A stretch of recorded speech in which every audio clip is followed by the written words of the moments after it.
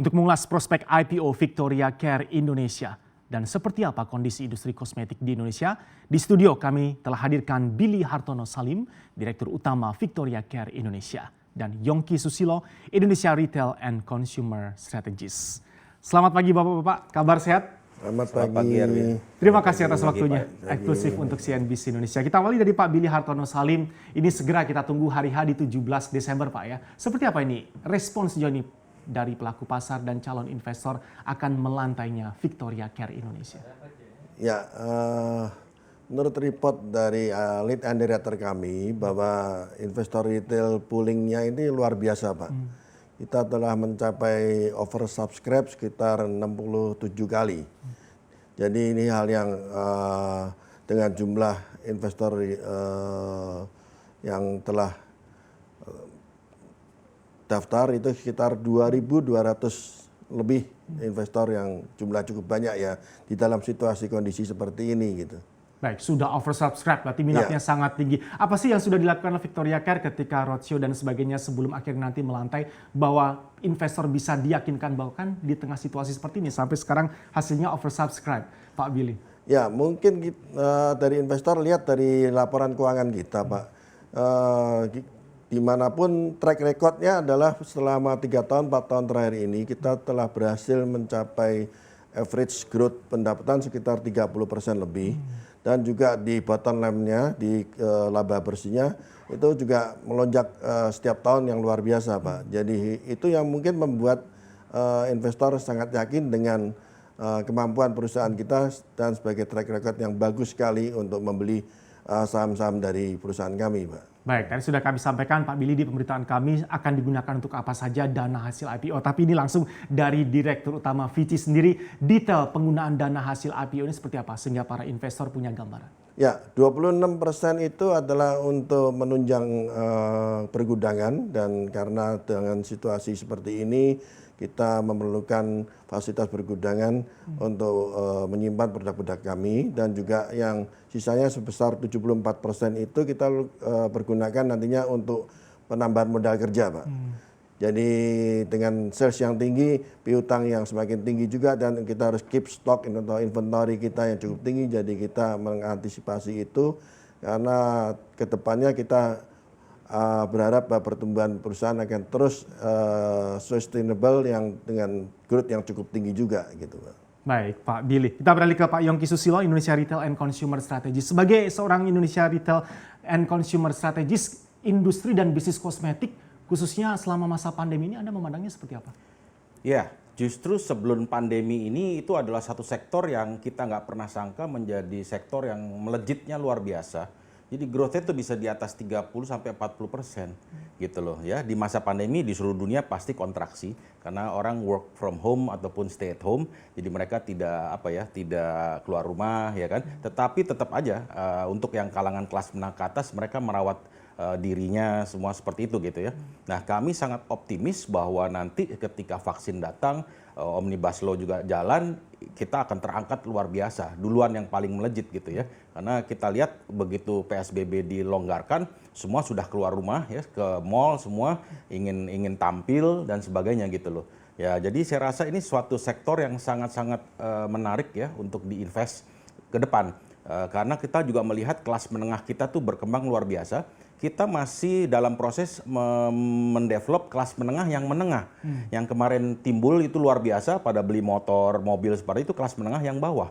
Ini menengah-menengah gitu loh. Nah, kami melihat Victoria Care ini juga punya tendensi untuk membangun suatu portfolio produk yang premium gitu loh. Jadi sangat cocok sekali dengan target market yang ke depan di sana gitu loh. Selain daripada mungkin kita melihat ya itu dia kan kualifikasi ekspor nggak mudah ya.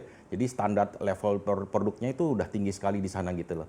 Ya, jadi kita menunggu suatu boom lah istilahnya seperti itu ya ke depan ya. Mungkin 3 tahun ke depan itu sangat-sangat menarik gitu ya.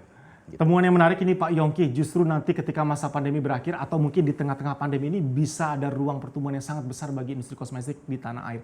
Nah kalau kita berbicara spesifikasi segmentasi menengah-menengah, apakah Anda juga melihat mulai banyak pergeseran nyata bahwa industri dan produk kosmetik ini memang sudah menjadi salah satu prioritas? Karena sebelumnya kan dikatakan bukan hal yang vital bagi masyarakat kita. Ya, demikian. Jadi memang ini ada satu yang unik dari Indonesia, di mana yang namanya orang Indonesia tuh sangat masuk ke dalam dunia digital. Ya, baik wanita maupun laki-laki di sini. Nah, digital marketing ini memecut daripada sektor kosmetik karena ada suatu platform edukasi di sana. Jadi anak-anak muda maupun yang mungkin berumur mereka membuat YouTube ya, cara mengaplikasikan kosmetik gitu istilahnya ya, cara menggunakan lantas seperti nah itu menjadi kereta api di depan, gerbong kereta api membawa banyak sekali penumpang gitu loh ya. Jadi setiap orang ingin membungkus dirinya yang terbaik ya. Kalau dulu kan dalamnya kenyang dulu seperti itu, tapi kalau sudah punya uang banyak pasti kemasannya diperbaikin di sana. Nah itu dia ya, industri kosmetik bermain di sini gitu istilahnya ya kan. Nah yang unik adalah di Indonesia pemicu ini adalah influencer-influencer yang kita nggak pernah kenal di TV.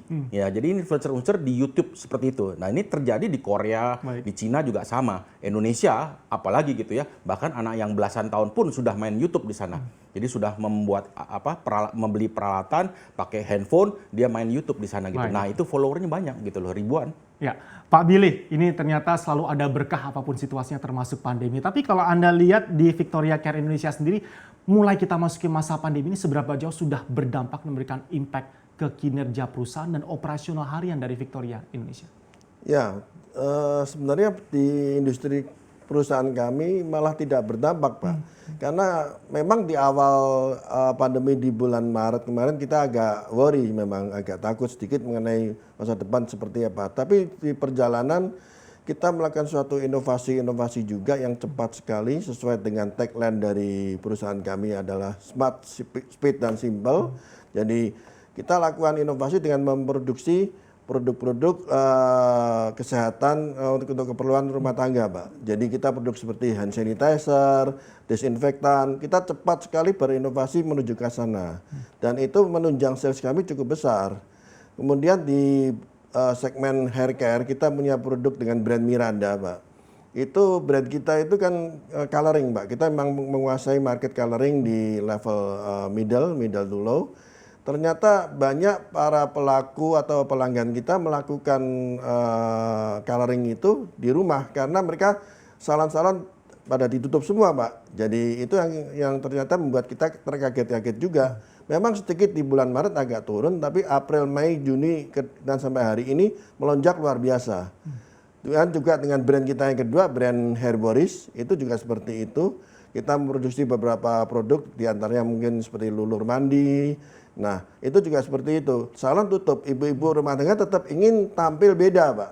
Tampil beda dan tempat merawat tubuhnya sendiri, jadi akhirnya sales kita naiknya luar biasa juga, Pak. Baik. Ini juga Anda katakan tadi menariknya di luar ekspektasi karena sebelumnya sempat ada kekhawatiran begitu pandemi masuk. Tapi sebagaimana temuan Pak Yongki tadi, masa work from home malah justru dimanfaatkan dan end product dari kosmetik semakin meningkat ya Pak ya. Konsekuensinya biasanya kalau kita berbicara mengenai berusaha agar bisnis tetap bertahan di tengah pandemi adalah efisiensi. Apakah bagaimanapun juga Victoria Care Indonesia juga melakukan langkah efisiensi tersebut dan apa saja? Ya pasti Pak, ternyata kita sudah terbiasa juga dengan work from home, kita sudah biasa melakukan meeting dengan kita kenal dengan Zoom meeting ya. Kita dulunya tim promotion kita ataupun sales kita kan selalu melakukan kunjungan ke tempat distributor di seluruh pelosok dari Aceh sampai Papua. Ternyata dalam situasi pandemi seperti ini memaksa kami dari tim internal untuk mengkontrol operation semua dari rumah dan itu sangat efisien sekali, Pak. Jadi itu berkah juga bagi kita gitu. Double berkah ini akan mengantarkan kemana nanti pertumbuhan bisnis dari Victoria Care nanti akan kita bahas di segmen berikutnya. Tapi kita kembali ke Pak Yongki Susilo. Banyak yang berekspektasi nih Pak Yongki bahwa kita akan bisa rebound secara ekonomi di 2021. Apakah Anda juga melihat ini disertai dengan kesiapan industri kosmetik? Karena tentu saja persaingan juga akan semakin ketat dengan potensi rebound tadi. Iya, baik. So intinya memang kita adalah negara yang tidak bebas dari masalah, itu saja ya. Jadi setiap negara unik di sana. Cuma ada bagusnya Indonesia kemarin tidak total lockdown gitu loh. Jadi kita melihat bottomnya itu di bulan Mei. Jadi consumer goods semua jatuh minus itu di bulan Mei dan sudah mulai minusnya berkurang.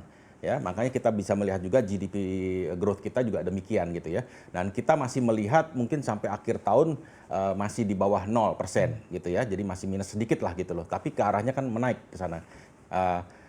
Semua pemain di sini sedang menunggu soal confidence di sini. Jadi confidence masalah kesehatan juga.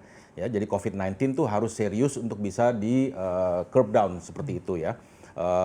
Makanya ini semua pemain istilahnya adalah sedang menunggu ya ketegasan pemerintah untuk bisa mengatasi ini semua. Karena kalau buka tutup PSBB itu sangat mengganggu sekali buat pebisnis di sana. Cash flow sudah sangat minim waktu itu ya gitu loh.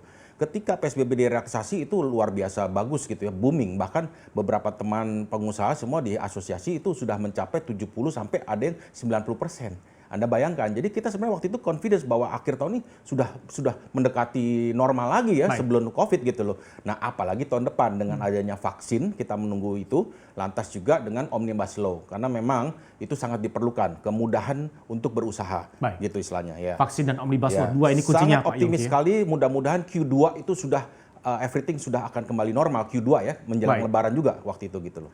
Pak Billy Hartono Salim, apakah Anda juga punya confidence yang sama? Dikatakan bahwa the worst part is already over. Kita sekarang tunggu nanti rebound di 2021. Ya, kita yakin sekali apalagi dengan vaksin akan datang, pasti kehidupan normal akan semakin tercapai dan Omnibus Law itu juga bagus sekali karena kemudahan berusaha dari seluruh para pelaku terutama UKM juga akan menaikkan volume dari atau transaksi dari ekonomi kita. Pasti kegiatan di luar akan banyak, jadi produk-produk seperti punya kita, produk kosmetik, perawatan rambut, dan tadi jangan lupa juga produk-produk yang related dengan kesehatan, itu pasti tahun depan akan tetap menunjang pertumbuhan sales kami, Pak. Baik.